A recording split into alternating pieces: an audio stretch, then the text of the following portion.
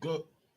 Oh, we black right now, people? Yes, we are. Good evening. Good evening. Good afternoon. Good afternoon. Good afternoon, people. I am wow. I'm super off today. I'm sorry. My studio wasn't even set up yet, people. I was bugging out. I'm bugging out, but I'll be up in a second. I'm sorry. Forgive me. Studio's not set up. I just got home. I'm trying to build my Twitch community, so I'm on looking ratchet, but it's all good. Um, People, while we're here to talk about injustice. We're gonna talk about news and entertainment, and we're gonna just keep it going, man. I got some time today. I'm gonna find a topic, and we're gonna break it down. What seems to be pretty big in the news right now? Let's see what's trending. Let's go to what's trending online right now. Let's go to Google. What's trending? Trending new YouTube. Trending stories. La la la. Let's look. Trending, trending, trending. All of this stuff is wet. Haney Garcia ceremonial weigh-in. That should be a good fight. But no, I don't think nobody want to see a Meek Mill video no more. I don't think that's this. No Diddy in the headlines. That's good. It's got tired of seeing Diddy in the headlines. But honestly, I'm watching some stuff, and I think Diddy might be in jail in the next 30 days. People, to be honest with you, I give Diddy about 30 days, which is fucked up. I really think it's messed up for Diddy because Diddy gonna go to jail for doing a lot, but even though he did do it, I kind of have some personal knowledge on the Diddy situation. He did a lot, bro. He definitely did. He did a lot of the things they saying, but he didn't do everything.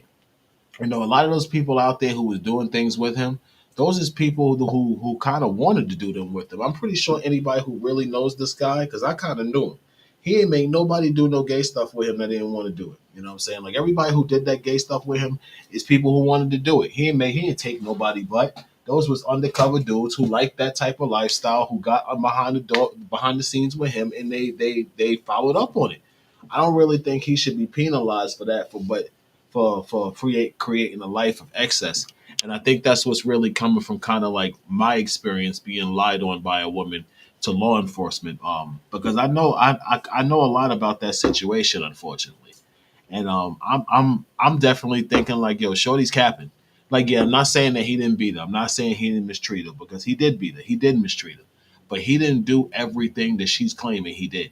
It wasn't like she honestly was like the low level Ghislaine Maxwell, if we want to be honest, because she was complicit. And I know this for a fact because I personally knew about the situation. I know people, and I know they never got no drugs from him. They never got no guns or nothing from him. They got them from her. I mean, not no guns from her. Excuse me, Lord, don't let me put that on her. She ain't never given nobody no guns. God, I'm wrong. But they didn't get drugs from her. They didn't get money from her. I mean, from him. They didn't get uh, uh, uh, drugs from him. They got them from her. She paid for tickets. She was contacting people. This guy wasn't making her do all of this. The truth behind that situation is she was a woman who was in love and really wanted to be with this man. And she felt to be with this man, she had to do whatever it took to get this man to realize who she was.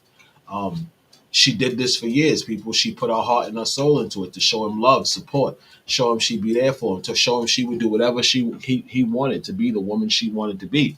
After so much time, she began to realize that that wasn't going to happen. This guy wasn't going to change people, and she decided to move on and get what she really deserved, which was happiness, a life, a family, children.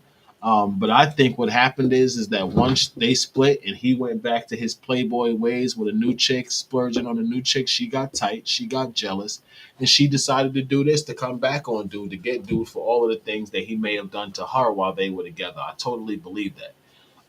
Because again, I know the situation firsthand, and she was complicit. She was complicit. He was not making her do all of that. He didn't make her sleep with all those guys. She likes black guys. That's just what it is. She might be married to a white guy now. Plenty of women sleep with black guys and marry white guys. I mean, sleep with black guys and marry white men. It happens all the time. Um, she married someone who she felt was more supportive to her needs and who was there for her at the time, and that's exactly what her husband is. Salute to him. Nothing against him, but that's what she went for.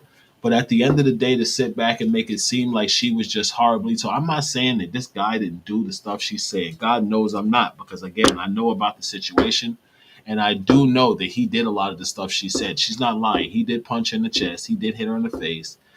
He did chase her around hotels and through hotel staircases and stuff like that. She's not lying about that.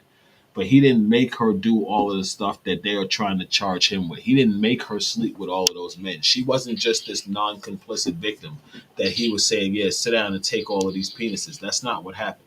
She was enjoying of the penises. She loved the penises. She's not going to sit back and well, she is, because the nature of society is to believe beautiful women and monsterize black men, and that's just what it is. And I think that's why the Diddy situation is bothering me so much, that I'm actually seeing it, because I'm the way I'm seeing it.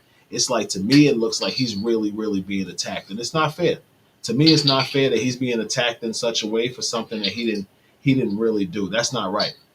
But the only thing we can kind of do is pray for this brother, which I definitely do, because he needs it. He needs prayer. That man is going to jail, and that's just it. And that's the only reason I feel I can kind of speak about this right now, because honestly, this guy is going to go to jail. It's no way he's not going to jail, people. It's no way. It's too much against him, people. Like, the sad part about it is that the people who's been partying with him the most are the people who's going to destroy him and it's going to set him up. He's definitely going to be set up. He's definitely going to jail, and he's not going to get out of jail anytime soon. He's going to go to jail for longer than R. Kelly's in jail, and that's real. So, with respect to him, I think we are about to watch the fall of a very, very, very great black man. I do believe that this year is going to begin the downfall of Sean Puffy Combs, and it's going to be quite sad, because Puff is like an icon, and Puff is probably one of the biggest figures of our generation. Is Sean Puffy Combs, at least mine. With the things he's done between my ages of what, like, God, Puffy's been in this forever. When is the first time Puff Real came on the scene was big? I might have been like, I was young, people. I can't even remember I was so young.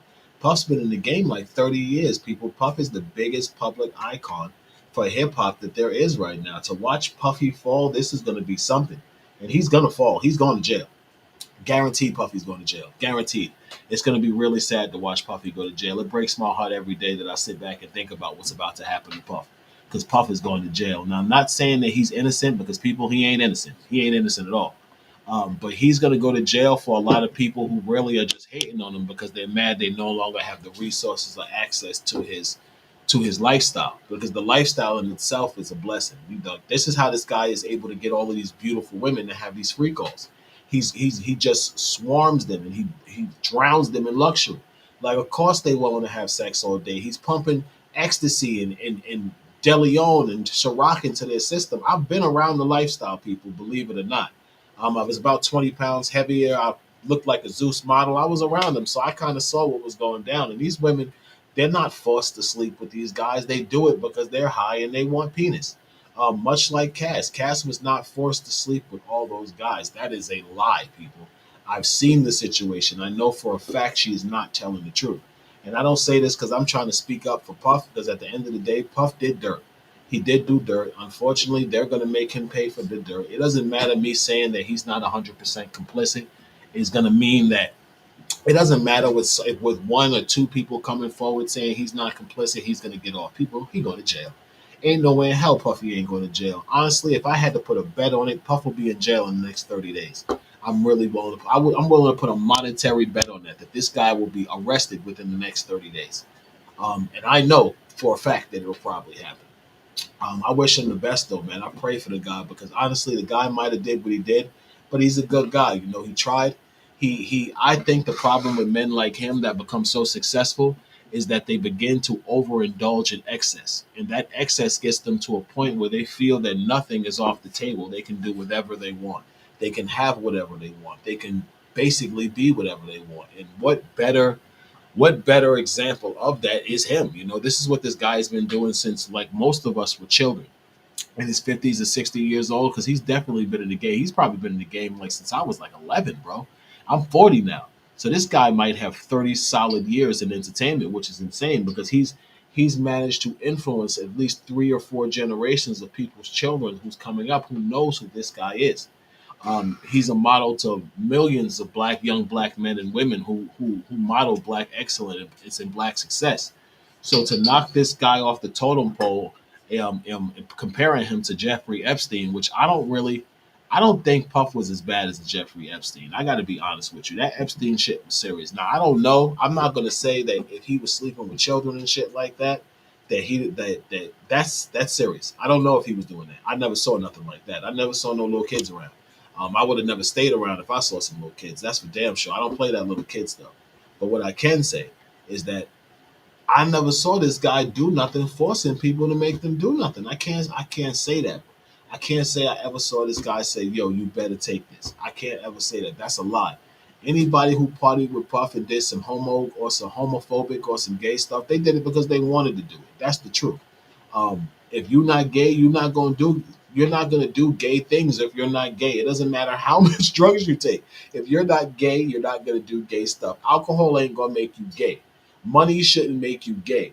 Drugs shouldn't make you gay. You're either gay or you're not gay. Period. People just use things like money and drugs and all types of excuses to make sure they had to slip. It's either you are or you aren't. That's pretty much it. And he probably definitely is. If I had to put money on it, I would put I would put money on him being gay before I would bet against him.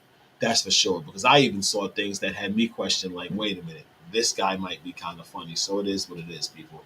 But at the end of the day, I think more people who have been, because people, Puff was throwing parties for 30 years, people. I remember growing up, the staple of really being known and being popular was being able to go to a Puff party, the all white parties, the pool parties. Them things back in the 90s and the late 2000s, they was it, people. If you could get there, that's where the most beautiful women was. That's where the best networking opportunities was at a Puff party in the 90s. People, I remember I was like 19 and I drove down to South Beach to a Puff party to try to get into a party with three of my friends just to see the women and the artists that was at this thing. You know what I'm saying? So just to see the women and the artists who were at these shows, because the opportunities you had when you went to these shows was crazy. You met a bunch of people. And I'm not gonna say like that. I think it was the rapper from making the band Ness. He said something and it was true.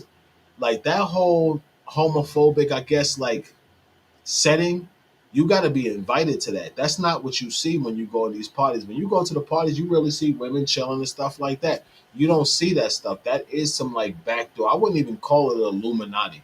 To say it's Illuminati is just so basic, people. The truth is, it's people that's in the closet. It's not the Illuminati. It's people that's in the closet who don't have the I would say personal character just to admit they're gay, because of whatever they're trying to do. Like in Puff's situation, he's trying to prove he's this gangster black man, so he can't be gay.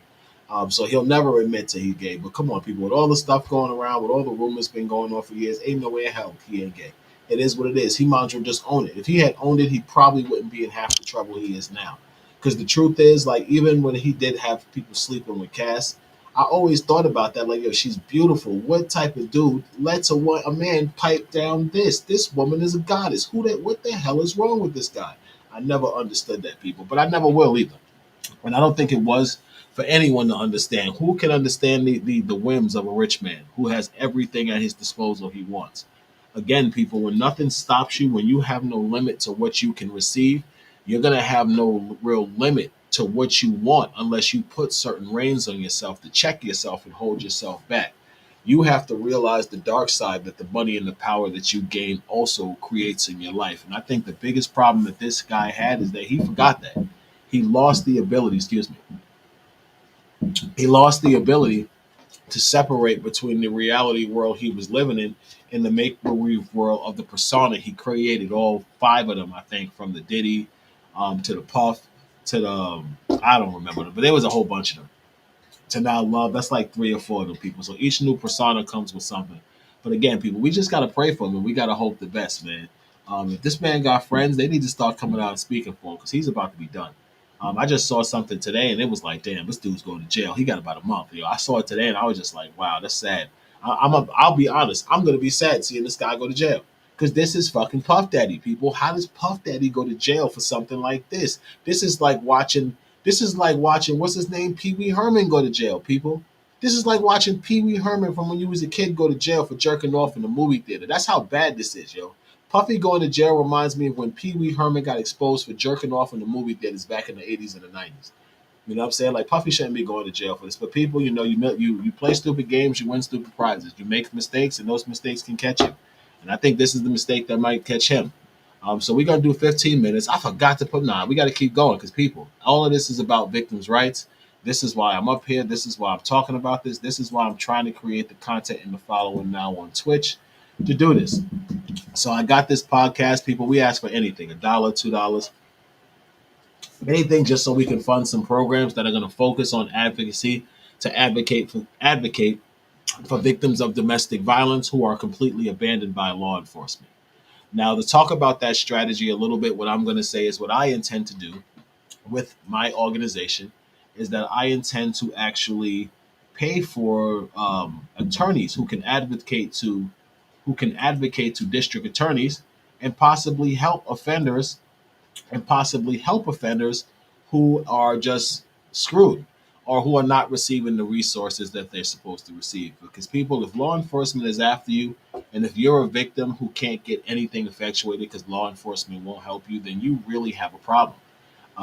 And that's what I'm doing, people. So what I'm doing is I'm going to try to use this platform and use the small momentum I've gained on it, hopefully to fund a program that can honestly hire lawyers and people that can advocate not only for myself, but for other people who may have orders of protection, who may have pending criminal cases against offenders like my offender, who continually stalks you, because domestic violence is real, people, and it can be even more oppressive when you're in a situation where no one will help you and you are the victim.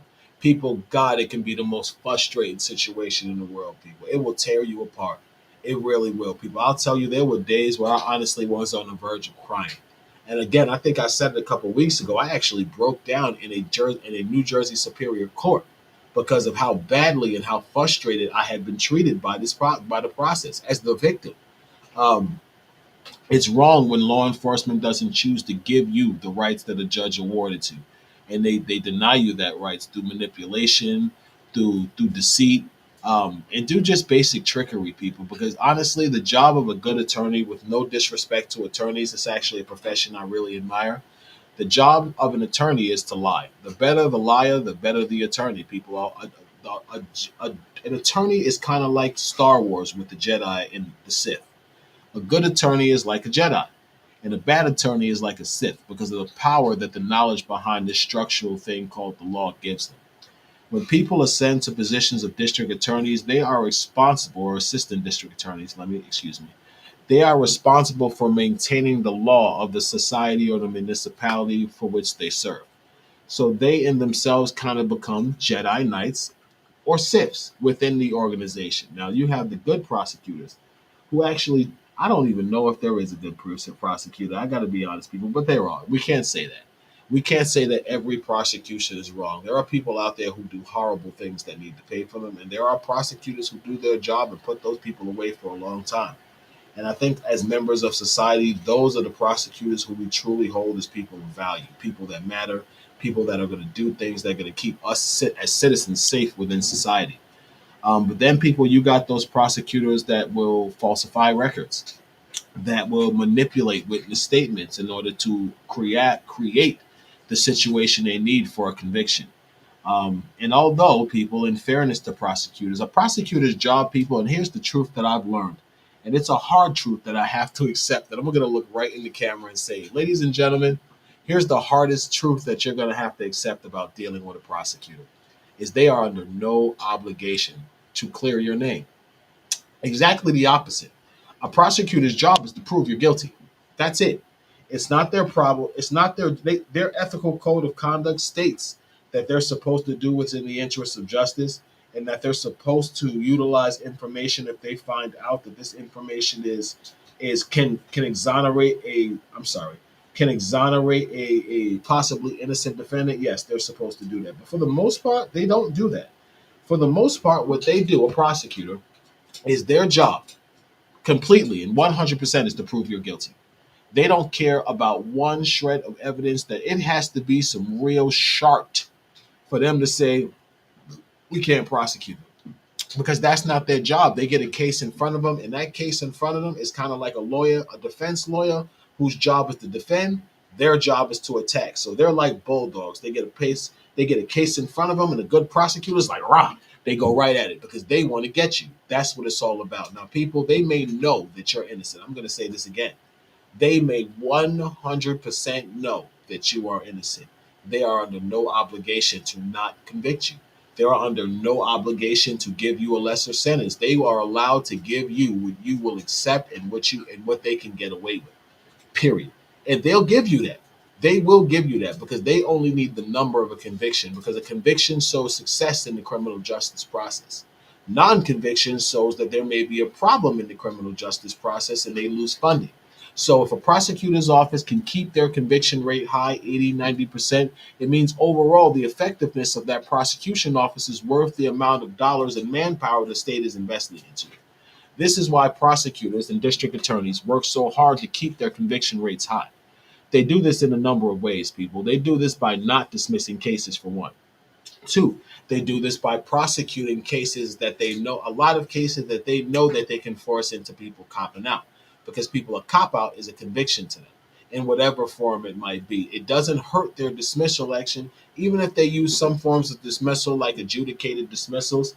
That's a dismissal that's really going to benefit them, because even though they may know someone's innocent, they'll give you a dismissal just to give you enough time to mess up, to recharge you with something bigger. And so that adjudicated dismissal, it stays on their record as a possible deal for 6 months until it's ultimately closed and sealed. So they're allowed to still manipulate their situation off of the fact that you cop out to something you might not do by them offering you this ACD. This is what I've learned also.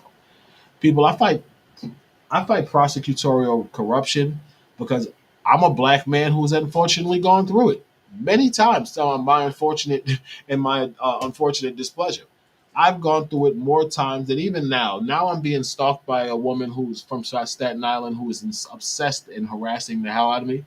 But the truth of the matter is I've been unjustly prosecuted by my local prosecutor prior to her. My local prosecutor has a history of prosecuting innocent black men. They do. They can't help it. The cops have a history of setting up innocent minority men. They've been doing it forever. So when it comes to an opportunity where they think they got somebody they can rail through the system, people, that's exactly what they do. They rail you through the system. They don't care. They're going to do whatever they need to do to put a conviction on you, because this is what they need to do to establish their stats, as they call it. A lot of times it's stats, people. I'll say nowadays that there are a lot more minority intrusions in district attorney office. Like there's more Spanish district attorneys, there's more black district attorneys, there's Asian district attorneys, there's Indian district attorneys. So there is some diversity going on within the state prosecutor's office. But the majority of the institution of people who have power are still the majority. And with respect to that, people, they still secretly control things the way they want. The lesser of the minority presence in the office, the more they can conduct business the old way. Staten Island is like probably, I'm guessing in that district attorney's office, I think they like 30-70 black to white. 30% minorities, 70% Caucasian. That's what I believe the stats are for that office. I could be wrong. But from the pictures I've seen of the entire office, there looks to be a lot more Caucasians than there are minorities, and that's just the way Staten Island is as a whole. That's not. There's nothing wrong with more Caucasians than minorities being in the system, as long as those Caucasians are fair and impartial. The problem is when they're not fair and impartial. Like the email I showed in my last broadcast, and in the clips I've been showing, where the actual head of criminal prosecution on Staten Island, who knows I've been falsely accused, and falsely arrested, refuses to prosecute my offender for the very case that he dropped against me.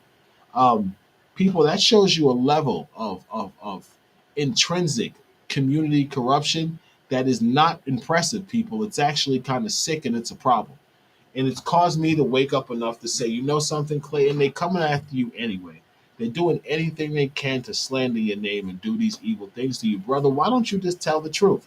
Why don't you speak against the people who are trying to hurt you? Because clearly they don't care anything about you. This is why they're doing it. So why do you hold your tongue? Why do you not say anything? Why do you try to fight behind the scenes when they allow this girl to scream breaking up is not a crime for a breakup that she never inflicted? That's wrong, people. They're allowing this girl to steal medical records from my father, who I have no contact with. They're allowing her to violate the personal traumas of a dead woman who was a charitable figure within their local community. This is what these sick individuals and racists are doing to me, that I'm supposed to sit back and just quietly take it. People, I don't choose to do that. I'm not gonna do that. That's just not me. I'm not gonna sit back and let some people who I don't trust and who I don't know continue to hurt me for something I didn't do. That makes absolutely no sense. The definition of insanity is to do the same thing over and expect different results, people. Why would I continue to call this office and ask them for help? Why would I continue to make overtures to a community of people who refuse to acknowledge me because my offender happens to be pretty with me? So, people, I stand up, I fight, And I work, people.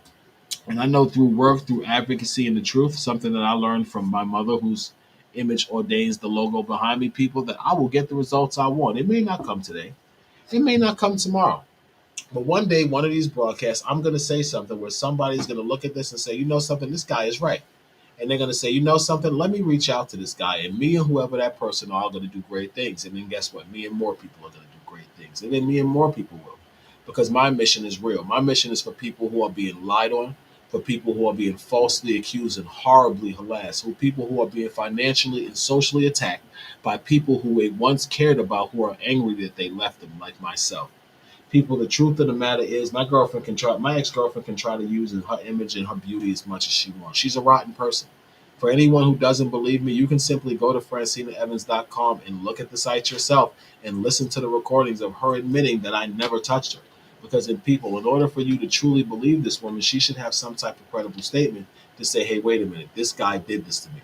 No, people, she has nothing. She has nothing that proves she was ever assaulted. She's telling you that I stole that I gave her a dog. People, how did I give this woman a dog that she's on recording minute is mine and has text messages 3 months after Christmas where she's literally blackmailing me for the dog in order to get her order of protection dismissed. People, that was wrong. But this is what Staten Island did to me, because Staten Island just has no propensity to protect black men. I choose to protect myself. I'm no longer gonna allow these people to do the things that they do to me, because I'm tired. I am definitely tired of all the things that are going on in my life, and I need this over. So, people, I'm gonna work. I'm gonna work hard, and I'm gonna continue to stop. So I'm gonna continue to fight this person. So at the end of the day, when I'm done, I get to show the truth of this, which is that this girl is a pathological liar who is completely uncredible in any respectable circle she walks in. Anybody who would lie this bad just to hurt somebody who broke up with them, they don't deserve the respect of respectable people. Because all this woman had to do to save her own credibility was tell the truth. Like, you know something, this guy, all she had to do was be quiet and let this go away. People, you saw. I dropped that woman's charges less than 12 hours after she was convicted in the state court. People, she could have quietly started dating someone else and go away. But people, she couldn't do that. Do you know why she couldn't do that? Because she's so obsessed with me and revenge on me for losing and winning that order of protection that she has compromised her whole future. And I'm gonna let her do that, people, because you can lead a horse to water, but you can't make him drink. And as much as you might try to save a drowning man, if he's too heavy for you to carry, you got to let him go, and you're going to drown with him. And that's what I have to do, people. I realized a long time ago that I had to let this girl go, because this girl is a liar, and all she's going to keep doing is coming after me. And people, I can't have that no more. I can't have this girl coming after me no more, lying on me for things that I did not do. So I choose to fight, and I choose to make this work to the best of my ability. So at least at the end, I can definitively have my peace, which I believe is coming quite soon.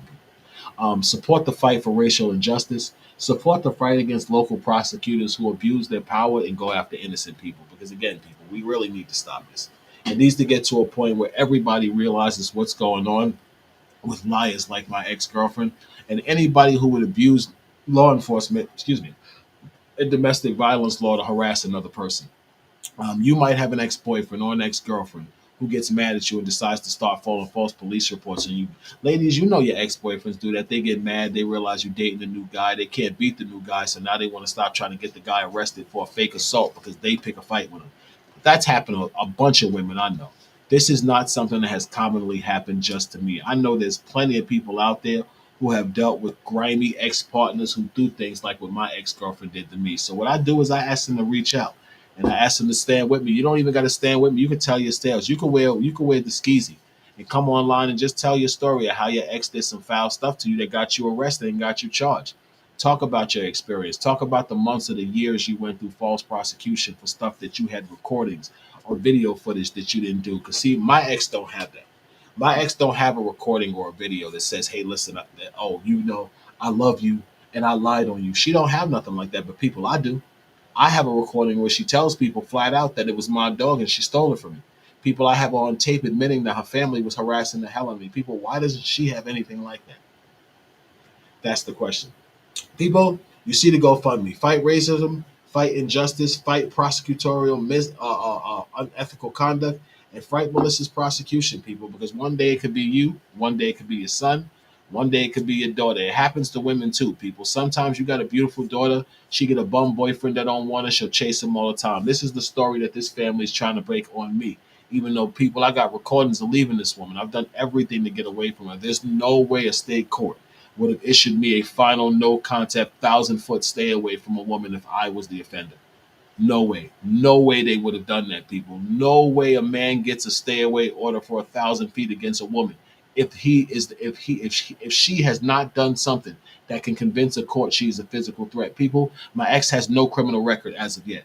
Why is it that a court saw that I needed 1,000 foot stay away for her to stay away from me? Is the question that I think that even Staten Island and the prosecutors who tried to maliciously prosecute me, whom I'm seeking civil action with now, really need to ask themselves, why did this court? They're actually people, they don't got to ask themselves because unlike you, they know. They read the court transcript.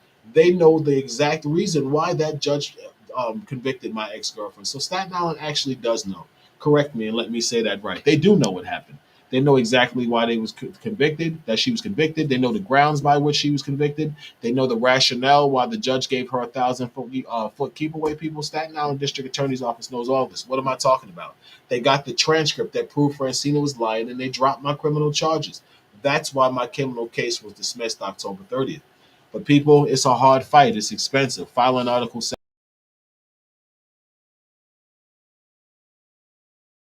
community events that advocate for speeches and talk about our experience. People, all that takes money. None of this is free. People think the word charity is free. No, charity is just the disbursement of money that people earn for the purposes of free enlightenment and social activities.